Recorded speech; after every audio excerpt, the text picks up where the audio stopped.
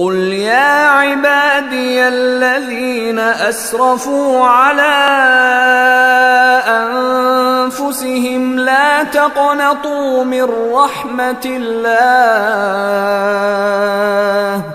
إن الله يغفر الذنوب جميعا إنه هو الغفور الرحيم وأنيبوا إلى ربكم وأسلموا له من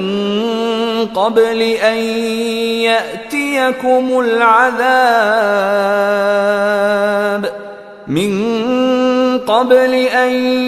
يأتيكم العذاب ثم لا تنصرون